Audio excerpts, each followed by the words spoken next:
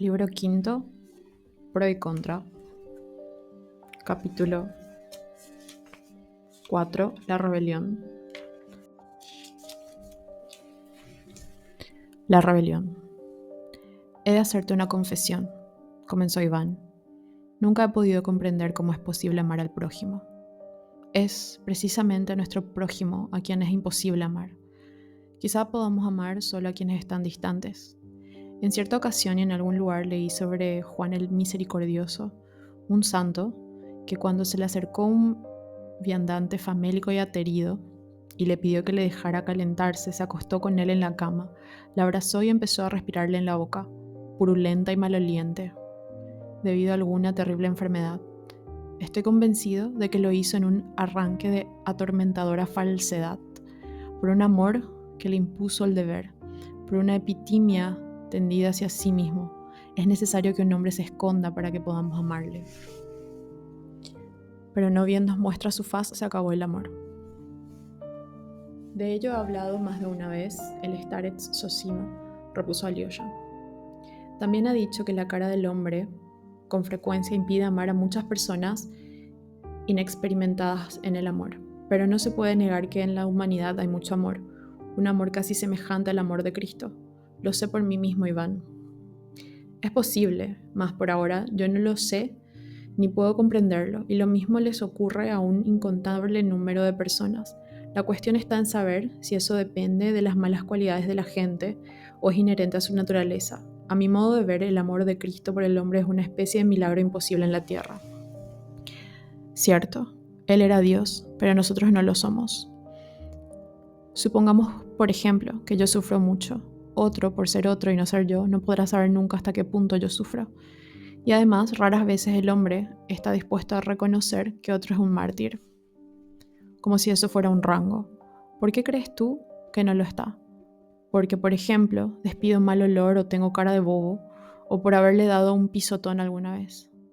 Añade a eso que hay sufrimientos y sufrimientos. Un sufrimiento que me humille, el hambre, digamos, no será obstáculo para que se me acerque un bienhechor, pero no bien el sufrimiento es un poco más elevado. Si es, digamos, por una idea, ya cambia la situación, y solo en casos muy raros lo reconocerán, porque el bienhechor, por ejemplo, me mirará y verá de pronto que mi cara no es, según él, como la que ha de tener quien padezca por una idea semejante. Enseguida me retirará su protección, sin que ello signifique que en su actitud haya maldad alguna. Los mendigos, sobre todo los de alma noble, no deberían mostrarse nunca al exterior. Deberían pedir limosna a través de los periódicos. De manera abstracta, aún es posible amar al prójimo. Incluso cabe amarle de lejos, pero de cerca casi nunca. Si todo sucediera como en el teatro, como en los ballets, donde los mendigos cuando salen piden limosna vistiendo harapos de seda y encajes rotos, danzando graciosamente, aún se los podría admirar. Se los podría admirar pero no amar. Y basta ya de este tema, solo quería situarte en mi punto de vista. Deseaba hablar de un sufrimiento de la humanidad en general, pero mejor será que nos detengamos en los sufrimientos de los niños. Así se reduce en unas 10 veces el alcance de mi argumentación, pero será mejor que me refiera solo a los niños. Resultará desde luego menos favorable para mí, pero en primer lugar a los niños se los puede amar incluso de cerca, incluso sucios, hasta feos. A mí me parece, sin embargo, que los niños nunca son feos. En segundo lugar, no quiero hablar de los adultos porque aparte de ser repugnantes y no merecer amor, tienen además con qué desquitarse. Han comido la manzana y han entrado en conocimiento del bien y del mal, y se han hecho semejantes a Dios. Y siguen comiéndola. En cambio, los niños no han comido nada y no son culpables de nada. ¿Te gustan los niños, Alyosha? Sé que te gustan, y comprenderás por qué ahora quiero hablar solo de ellos. Si también sufren horrorosamente, en la tierra se debe, claro está, a sus padres. Son castigados por sus padres que se han comido manzanas. Ahora bien, este es un razonamiento del otro mundo. Al corazón del hombre, aquí en la tierra, le resulta incomprensible. Un inocente no debe sufrir por otro, y menos semejante inocente. Asómbrate de mí, Alyosha. Siempre yo quiero con toda el alma a las criaturitas. Y observa que la gente cruel, apasionada, sensual, karamazoviana, a veces quiere mucho a los niños. Los niños, mientras lo son, hasta los 7 años, por ejemplo, se encuentran enormemente distantes de las personas, como si se tratara de un ser distinto, de otra naturaleza. Conocí a un criminal que estaba en presidio. Durante su carrera había asesinado a familias enteras en las casas en que entraba de noche para robar, degollando a la vez unos cuantos niños. Pero una vez en presidio sentía gran cariño por todos los pequeños. Se pasaba el tiempo contemplando por la ventana cómo jugaban en el patio de la cárcel. A uno de ellos, a un niño de poca edad, le acostumbró a que se acercara de pie en su ventana y se hicieron muy amigos. No sabes con qué objeto te cuento todo esto, Alyosha.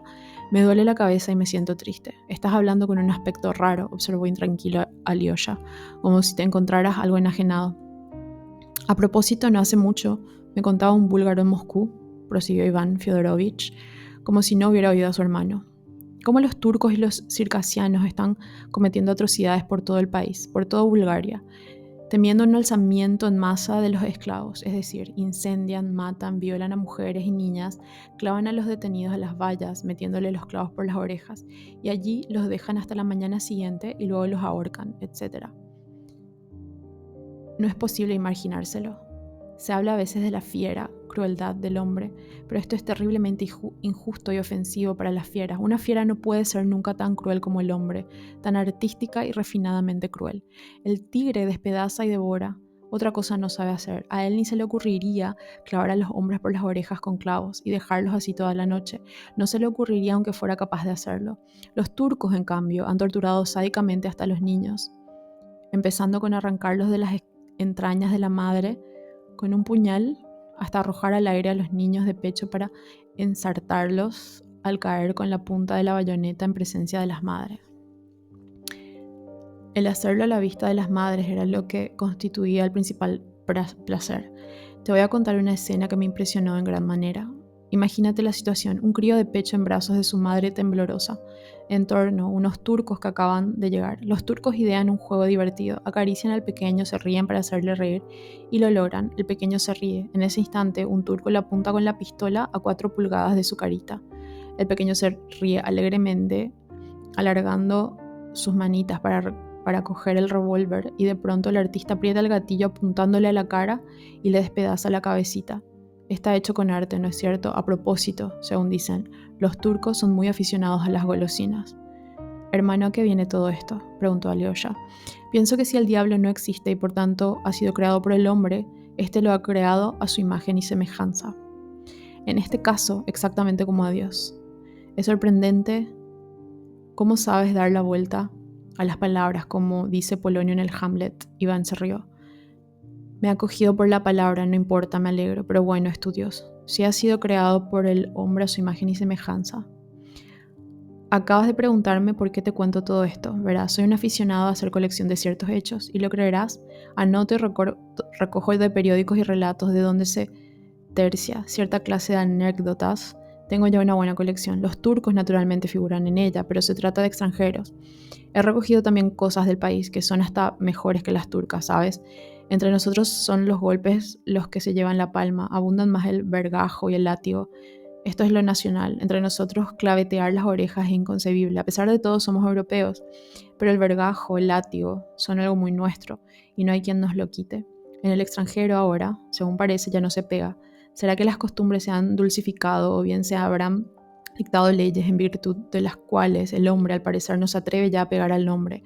En cambio, se ha buscado una compensación también puramente nacional, como tenemos nosotros, tan nacional que parece imposible en nuestro país.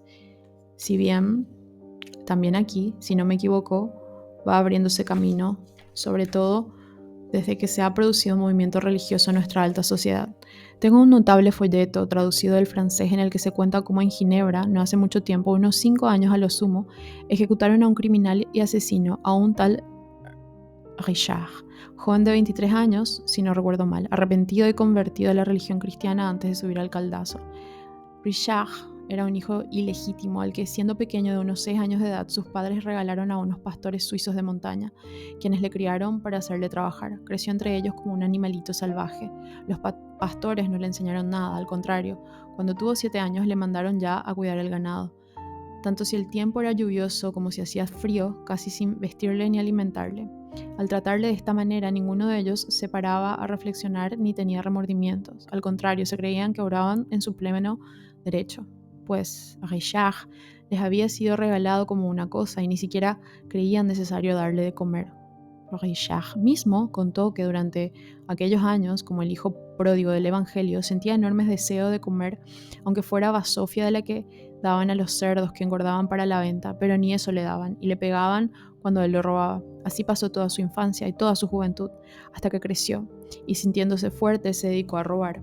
El salvaje trabajó de jornalero en Ginebra para ganar dinero, se bebía lo ganado, vivía como un monstruo y acabó asesinando a un tipo viejo para robarlo.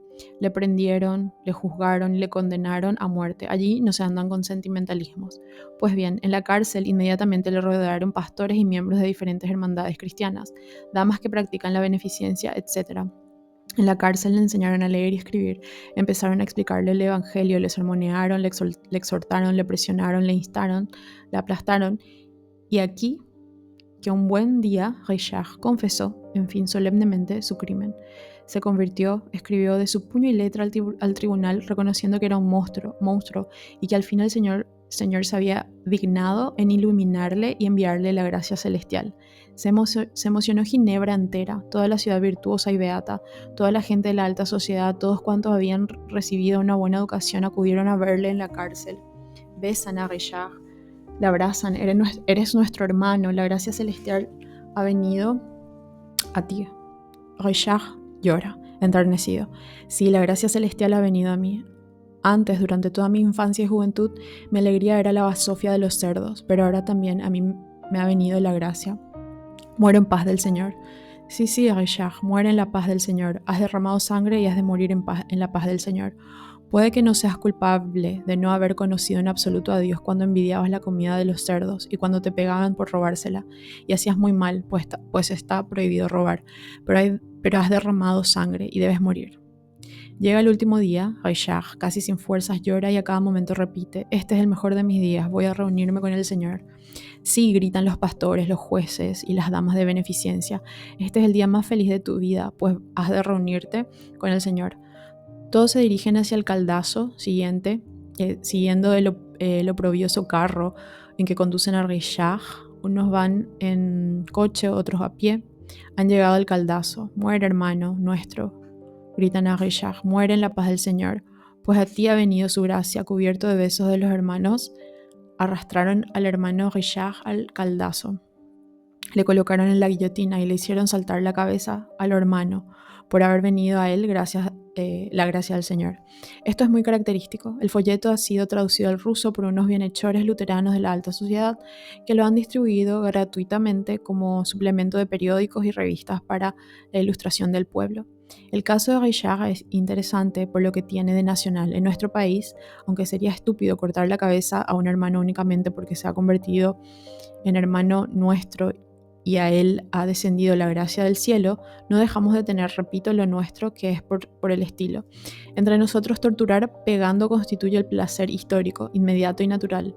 Nekrasov tiene unos versos acerca de cómo un mujik da latigazos en los ojos, en los sumisos ojos de un caballo.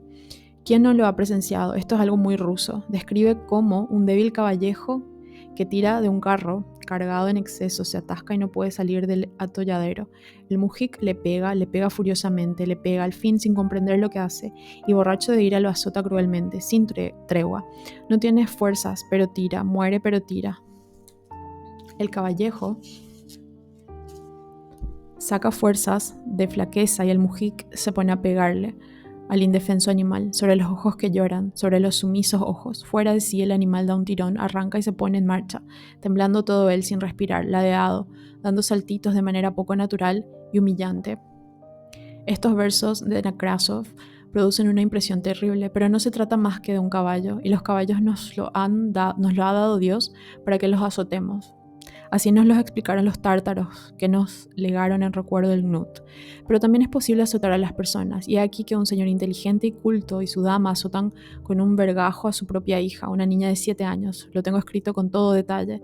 El papá se alegra de que la verga tenga nudos. Dolerá más, dice, y comienza a tundir a su propia hija. Hay personas, me consta, que se excitan a medida que pegan. Cada nuevo golpe les hace experimentar una sensación de voluptuosidad, de auténtica voluptuosidad en progresión creciente. Azotan 1 minuto, azotan al fin 5 minutos, azotan durante 10 minutos, siguen azotando más con frecuencia, con más fuerza. La niña grita, la niña al fin no puede gritar, se ahoga. Papá, papá, papito. Por un azar diabólico e indecoroso, el asunto llega hasta los tribunales. Se alquila un abogado. El pueblo ruso hace tiempo que ha dado nombre a los abogados. El abogado es una conciencia alquilada, grita el abogado en defensa de su cliente. Esta es una cuestión simple, dice, es un asunto corriente de familia y como tanto es un padre azurrado a su hija. Y por vergüenza de nuestros días, el asunto ha llegado a los tribunales. Los jurados, convencidos, se retiran a deliberar y dictan una sentencia absolutoria. El público llora de felicidad porque han absuelto al verdugo. Yo no estaba presente, lástima. De haberme encontrado allí, habría propuesto a voces que se instituyera una beca para honrar el nombre del verdugo. Estas estampas son una joya, pero acerca de los niños tengo aún otras mejores. He recogido muchas cosas, Alyosha, muchas sobre los niños rusos. Unos padres, gente honorabilísima, funcionarios cultos y educados, odiaban a su hijita, a una niña de 5 años. ¿Ves? Afirmo, una vez más sin vacilar, que son muchos los seres humanos con una propiedad especial, la de sentir afición a pegar a los niños, pero solo a los niños. Respecto a todos los demás sujetos del género humano, esos verdugos se comportan como unas personas amables y humildes, como europeos instruidos y humanos, pero son muy amigos de torturar a los niños e incluso, por esto, llegan a sentir inclinación por ellos. Es precisamente el desamparo de estas criaturas, la confianza angelical de los pequeñuelos que no tienen a dónde acudir ni a quién dirigirse, lo que seduce a estos torturadores, lo que enciende la sangre vil de estos desalmados. En todo hombre, desde luego, anima una fiera que por nada monta en cólera, una fiera que se exalta voluptuosamente al oír los gritos de la víctima, una fiera violenta, soltada de la cadena, una fiera con dolencias contraídas en el libertinaje, con la gota, los riñones enfermos, etc. A esa pobre niña de 5 años, sus cultos padres la sometían a infinitos tormentos, le pegaban, la azotaban, le daban puntapiés sin saber ellos mismos por qué, le cubrían el cuerpo de cardenales, llegaron por fin al máximo refinamiento, noches frías heladas, la encerraban en el lugar excusado y con el pretexto de que por la noche no pedía hacer sus necesidades como si una criatura de 5 años que duerme con profundo sueño angelical ya hubiera podido aprender, le embadurnaban la cara con sus excrementos y se los hacían comer. ¿Y quién la obligaba a comérselo? Era su madre, su propia madre, y esa madre podía dormir cuando por la noche se oían los gemidos de la pequeña criaturita encerrada en un lugar infamante. ¿Te imaginas al pequeño ser incapaz de comprender aún lo que le pasa, dándose golpes a su lacerado pecho con sus puñitos en el lugar vil, oscuro y helado, llorando con lágrimas de sangre, sin malicia y humildes, pidiendo al Dios de los niños que la defienda? ¿Eres capaz de comprender este absurdo, amigo y hermano mío, tú, humilde novicio del Señor? ¿Eres capaz de comprender por qué es necesaria y por qué ha sido creada tal absurdidad? Dicen que sin ella no podía existir el hombre en la tierra, pues no conocería el bien y el mal. ¿Para qué conocer este diabólico bien y este mal si cuestan tan caro? Todo el mundo del conocimiento no vale así. Esas lagrimitas infantiles dirigidas al Dios de los niños. No hablo de los sufrimientos de los adultos, estos han comido la manzana y el diablo con ellos, y que el diablo se los lleve a todos, pero estos, te estoy atormentando, Alyosha, parece que estás muy turbado. Me callaré si quieres, no importa. Yo también quiero atormentarme, balbuceó Alyosha. Voy a presentarte otro cuadro, solo otro. Y aún por curiosidad muy característico lo he leído hace muy poco en una de las colecciones de nuestros viejos documentos, en archivo o en tiempos pasados. No recuerdo bien, hay que comprobarlo, hasta se me ha olvidado dónde lo he leído. Esto sucedió en la época más tenebrosa de la servidumbre, a comienzos de siglo, que iba el liberador del pueblo. A comienzos del siglo había un general con excelentes relaciones y riquísimo propietario, pero de aquellos que ciertamente, según parece, ya entonces muy poco numerosos, al retirarse del servicio activo, habían llegado poco menos que a la convicción de haberse ganado el derecho a la vida y a la muerte de sus siervos. Los había así entonces. Vive, pues, este general retirado en su finca que contaba 2000 almas.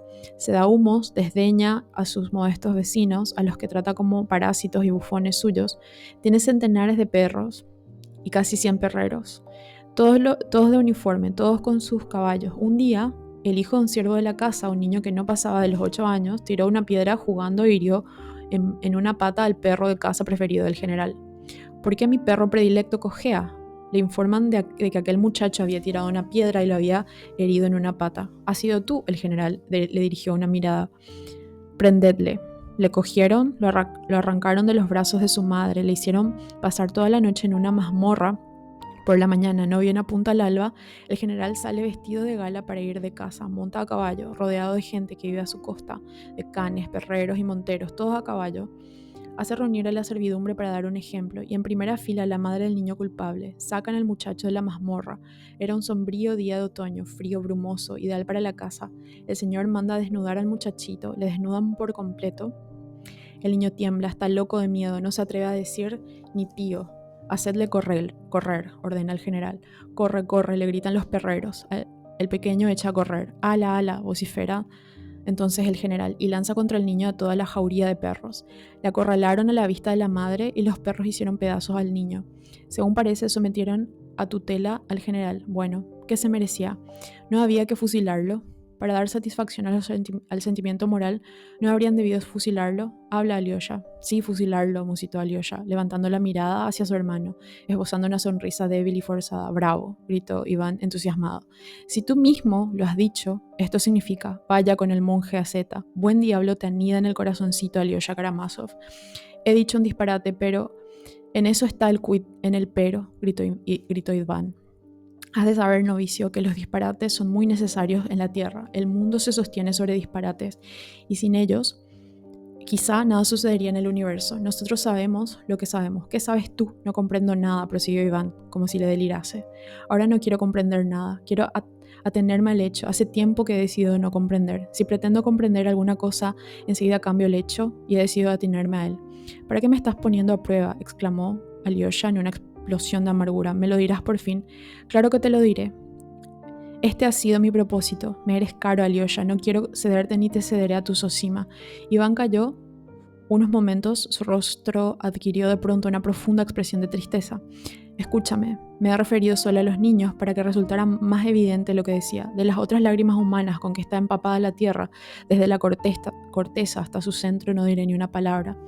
Adrede he reducido mi tema. Soy un gusano y confieso humildemente que no puedo comprender en lo más mínimo con qué objetivo las cosas están así ordenadas. Nos encontramos, pues, con que los propios hombres son culpables. Se les dio el paraíso. Ellos quisieron la libertad y robaron el fuego de los cielos, sabiendo a ciencia cierta que serán desgraciados.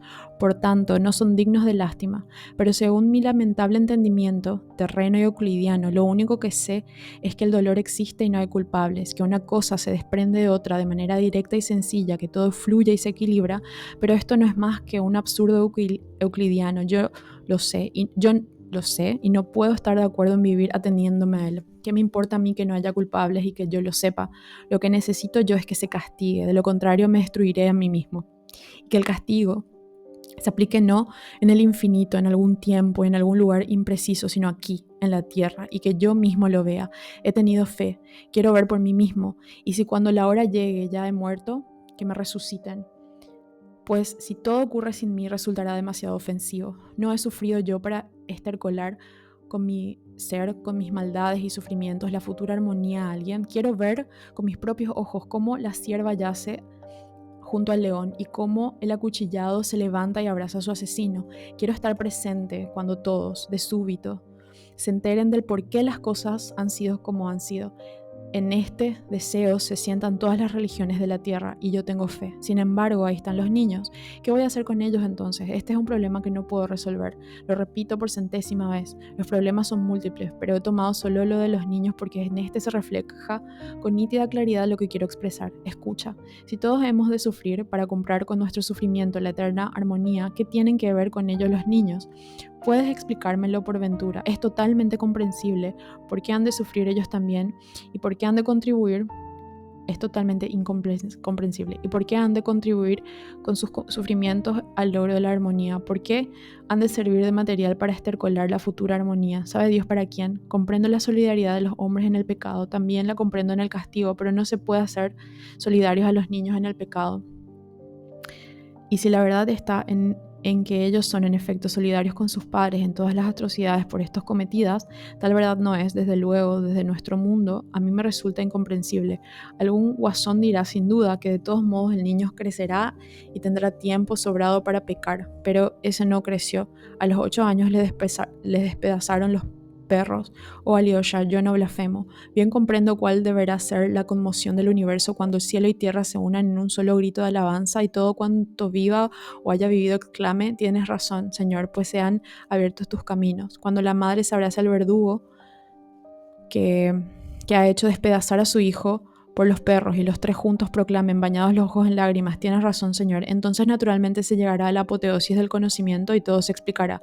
Pero aquí está precisamente el obstáculo, esto es lo que no puedo aceptar, y mientras me encuentro en la tierra me apresuro a tomar mis medidas. Verás, Alyosha, es muy posible que en realidad cuando yo mismo vea ese momento, sea porque viva hasta entonces o porque resucite, exclamé junto con los demás al ver a la madre abrazando al asesino de su hijo: tienes razón, Señor, pero no quiero hacerlo.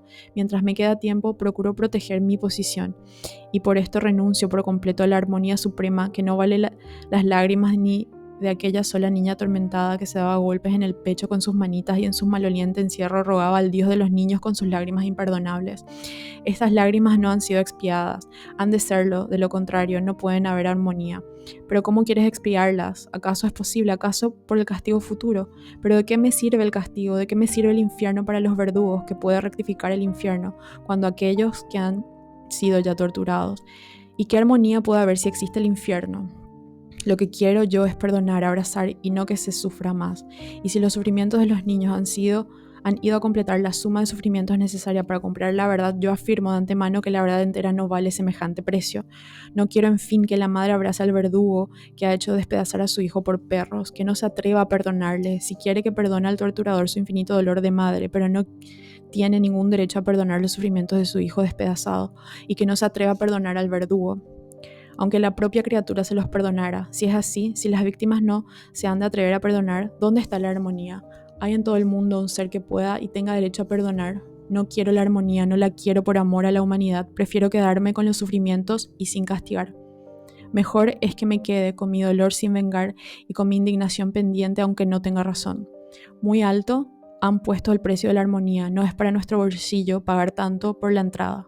Me apresuro, pues, a devolver mi billete de entrada, y si soy un hombre honrado, tengo la obligación de devolverlo cuanto antes. Eso es lo que hago. No es que no admita a Dios, Alyosha, me limito a devolver respetuosamente el billete. Eso es una sublevación, replicó Alyosha en voz queda y bajando los ojos. ¿Una sublevación? No desearía de ti semejante palabra, dijo con calor Iván. ¿Se puede vivir sublevado? Yo quiero vivir. Háblame francamente, te invoco, responde. Imagínate que tú mismo constituyes el edificio del destino humano, con el propósito último de hacer feliz al hombre, de proporcionarle, al fin, paz y sosiego. Mas para lograrlo, te es absolutamente necesario e inevitable torturar solo a una pequeña criaturita, digamos, a esa pequeñuela que se daba golpes en el pecho, de modo que has de cimentar el edificio en esas lágrimas, sin vengar. ¿Estarías de acuerdo en ser el arquitecto en estas condiciones? Responde y no mientas. No, no estaría de acuerdo, contestó en voz baja Alyosha. ¿Y puedes tú admitir la idea de que aquellos para quienes constituyes o construyes el edificio estuvieran dispuestos a aceptar su felicidad a costa de la injustificada sangre de la criatura sacrificada y que, habiéndolo aceptado, vivieran felices por los siglos de los siglos? No, no puedo admitirlo, hermano, dijo súbitamente Alyosha con los ojos centelleantes. Has preguntado hace un momento, ¿existe en todo el mundo un ser que pueda perdonar y tenga derecho a hacerlo? Pues bien, ese ser existe y puede perdonarlo todo a todos y por todo, porque él mismo ha dado su sangre inocente por todos y por todo. Tú te has olvidado de él y es en él precisamente en quien se sostiene el edificio. Y él es quien exclamará: tienes razón, Señor, pues se han abierto tus caminos. Ah, te refieres al único sin pecado y a su sangre. No, no lo he olvidado, al contrario, me sorprendía que tardaras tanto en referirte a él, porque generalmente en las discusiones, los de tu condición enseguida lo sacan a relucir. ¿Sabes, Alyosha? No te rías, pero compuse un poema. Hará cosa de un año. Si puedes perder aún unos 10 minutos más, en mi compañía te lo contaré. ¿Quieres? Tú has escrito un poema. Oh, no, no lo he escrito, se rió Iván. En mi vida he compuesto ni 2 versos, pero ese poema lo concebí y lo recuerdo. Lo concebí con entusiasmo. Tú serás mi primer lector, es decir, oyente. En efecto, ¿para qué ha de perder el autor aunque sea a un solo oyente? Se rió Iván. ¿Te lo cuento o no? Te escucharé con mucha atención, contestó Alyosha. Mi poema se titula El Gran Inquisidor. Es una cosa absurda, pero quisiera contártela.